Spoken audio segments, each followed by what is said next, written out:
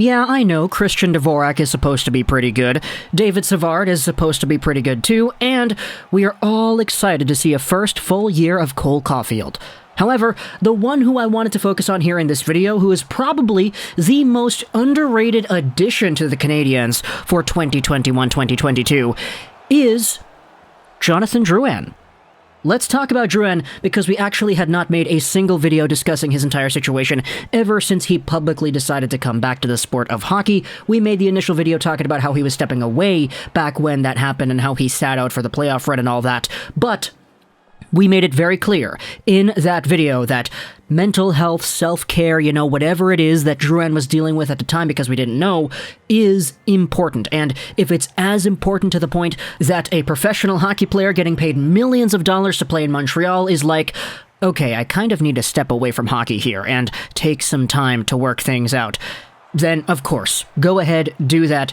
If you're not yourself, you're not being able to play to the best of your ability and even just live to the best of your ability, then what are you really living for anyway? So, either way, we had ourselves the entire departure of Jonathan Drouin from the Montreal Canadiens. It was a 56-game schedule. He only played 44 games. He had 23 points in those 44 games, but a lot of people would go out there and say, wow, he only scored 2 goals. What the heck was going on with Jonathan Drouin this season? And you know what? I don't want to talk about what he did last season. I don't care about that entire body of work over here.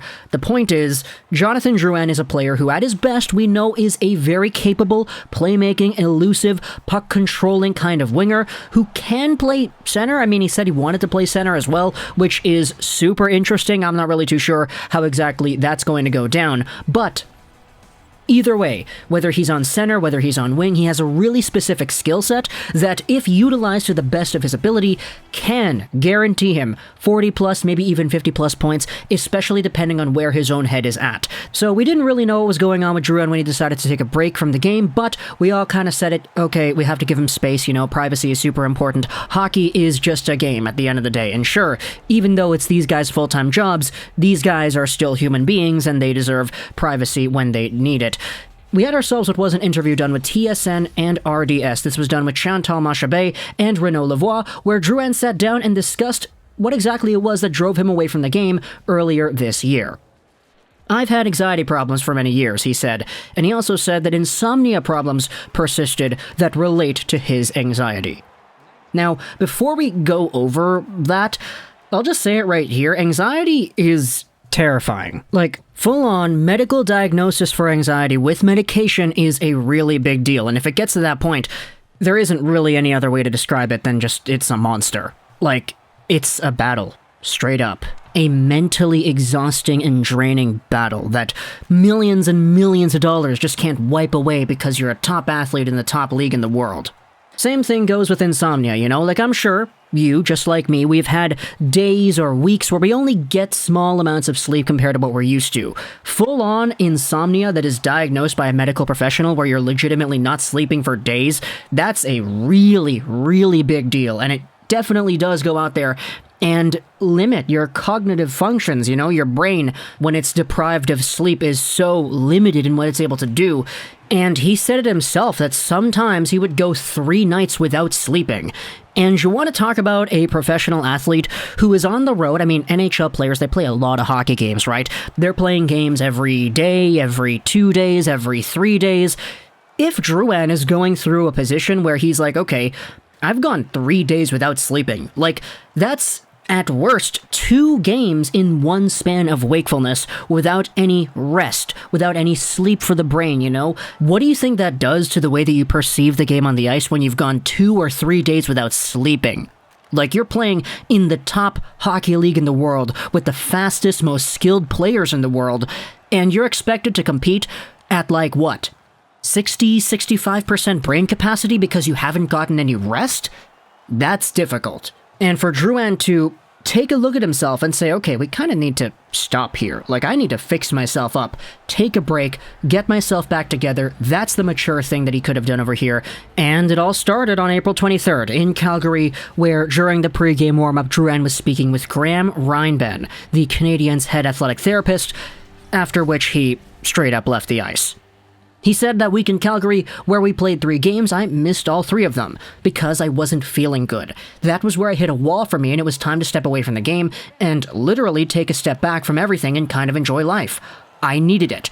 It was hard for me to do at that time, and obviously, the playoffs were coming around, so it wasn't an easy thing to do, and I'm proud of what I've done, and I'm happy I did it. I'm 26 years old, so I wanted to do that at that point in my career and feel good for the next few years.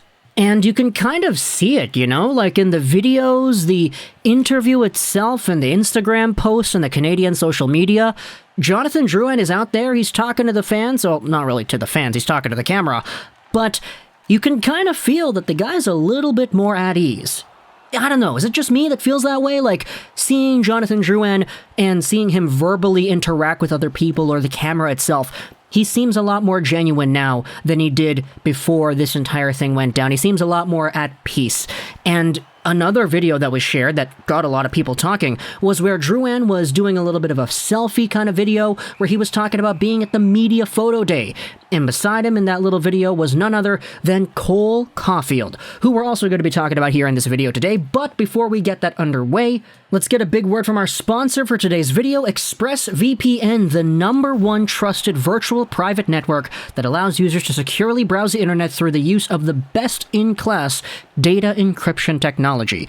It also allows you to bypass geo-restrictions on streaming sites using all of your favorite devices, your tablets, your smartphone, desktop, laptop, Windows, Mac, Android, whatever you name it, ExpressVPN has got your back, and you can go out there, get yourselves 3 free months. Find out how with the link in the description below, expressvpn.com/LegoRocks99. There is a limited time offer for fans of this YouTube channel, so go out there, protect yourself online, and support this YouTube channel in the process. Let's get back over to Cole Caufield, because there are indeed a few things that I wanted to talk about when it comes to his overall profile, and it kind of has to do with his overall profile.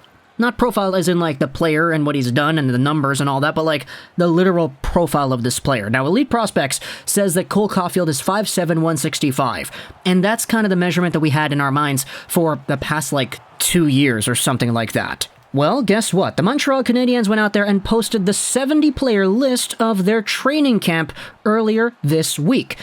And on the list, on the PDF file that's included on their full schedule, is indeed Cole Caufield. And you'll see that looking at the measurements, looking at the profile over here, the Canadiens say that Cole Caufield is now 5'9", 162. In fact, it says that he is bigger than Paul Byron, who is 5'9", 158. And I don't really know how accurate this pre-training camp assessment of the players really is, mostly because I do think it's kind of weird how Cole Caufield would have gone from 5'7", 165 to 5'9", 162. He gets taller, but he gets slimmer in the span of a few months. I'm really kind of skeptical, but you know what? If it is what it is, then hey, I'm not going to complain. If Caufield is indeed bigger, then it means he's more difficult to shove off the puck, which I think a lot of people would go out there and say that it wasn't really a problem in the first place, but still, there is that added benefit, I guess you would say. But even without the sudden growth spurt that could have occurred when this guy was 20 years old, going from 5'7" to 5'9" in the summer, he still is heading into his rookie season, which is crazy to think about because he's already been to the Stanley Cup Finals, where he was over half a point a game. Now all we gotta do is take a look and see where he lines up. He's gonna probably be with Suzuki, right? And who knows who's gonna be on that left wing. If it's gonna be Jonathan Drouin, man, I would actually be really intrigued as to seeing how that works out. Now, I know the line we have at training camp right now is Drouin, Dvorak, Anderson, but hear me out. Drouin in a better headspace and a better mindset and a different kind of attitude towards the game, going out there with his playmaking, his flashy, elusive puck skills with Caufield and Suzuki on a line, baby, that sounds beautiful. And just based off of the way these guys were interacting in the social media videos, I guess you would say, it does kind of look like there's a good sense of camaraderie over there, especially since it's kind of funny because Cole Caufield made his NHL debut during that 3-game stint where Drouin left the team. So right when Drouin was out, Caufield came in. So technically, we actually haven't seen these two play together once. Drouin's last game happened right before Caufield made his debut. We all kind of know what happened in the postseason. And I mean, 2021-2022, for these two guys specifically, should they be paired together, could make for a very interesting and delicate combination, I guess you could say. So, talk to me in the comments, what do you think about Jonathan Drouin and the struggles that he has overcome and seemingly conquered to get back into this position where he's willing to share his story. He wants to come back here and he's better than ever. Talk to me as well about Cole Caufield and what your expectations are for him, assuming he is also 5'9" and not 5'7" anymore. We'll see what happens when the actual training camp gets underway. Also, ExpressVPN, they've got your back. Check the link in the description below. I hope you enjoyed this video. And bye.